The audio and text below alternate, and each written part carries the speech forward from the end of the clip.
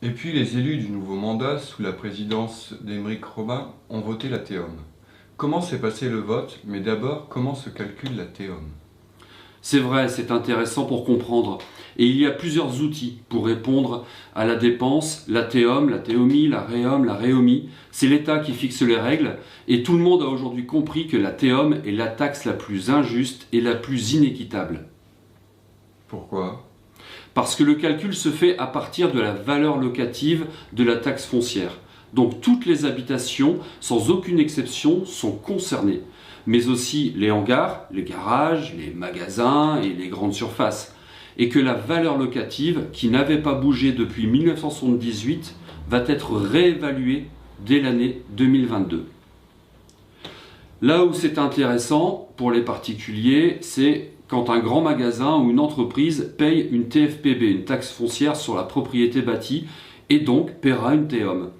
Ce qui vient abonder, alimenter la caisse, mais en plus leurs déchets ne sont pas ramassés. Ils payent donc deux fois. Je me demande vraiment ce qu'en pensent les commerçants. Non, je plaisante. J'imagine qu'ils ne sont pas très satisfaits, eux non plus. Donc, injuste pour les commerçants. Je répète que cette règle est fixée par l'État et jusque maintenant, personne à ma connaissance ne s'y était intéressé. Mais nous sommes quelques-uns à avoir interpellé nos députés pour qu'ils se saisissent de la question à l'Assemblée nationale. Injuste quand une personne âgée exonérée de TFPB à partir de 75 ans doit payer malgré une maigre retraite. Injuste qu'une famille avec plusieurs enfants paye autant qu'une personne seule qui habite dans une maison identique. Injuste encore avec ce nouveau service de ramassage des déchets verts, car ceux qui vivent en appartement payent aussi pour ceux qui ont une pelouse autour de leur maison pavillonnaire. Ce qui est agaçant et déconcertant, c'est aussi pour les familles qui font de réels efforts pour réduire leur quantité de déchets et se retrouvent à payer plein pot alors qu'ils ne sortent que 4 ou 6 fois leur bac par an. Cela représente un coût de 80 à 150 € le bac. Non, ce n'est pas sérieux. Il faut trouver des outils qui valorisent les gens qui font des efforts, parce qu'aujourd'hui, le message qui est envoyé, je paye, donc je peux polluer. Et d'ailleurs, notre production de déchets a encore pris 15 kilos en 2020. Comment cela s'est-il passé le jour du vote? Tous les conseillers nouvellement élus ont appris ce vote 5 jours seulement avant le conseil. Le jour du vote, tous les conseillers qui souhaitaient s'exprimer ont eu la parole, les pour comme les contre. Il y avait des arguments des deux côtés.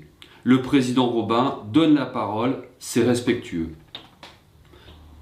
La CAPH veut mettre en place une politique ambitieuse pour un développement économique, une attractivité territoriale, la création d'un réseau de pistes cyclables, pour davantage de cohésion sociale, pour participer activement au dispositif de retour à l'emploi et à la formation des jeunes, à la mise en place d'outils pour la transition écologique, etc., etc.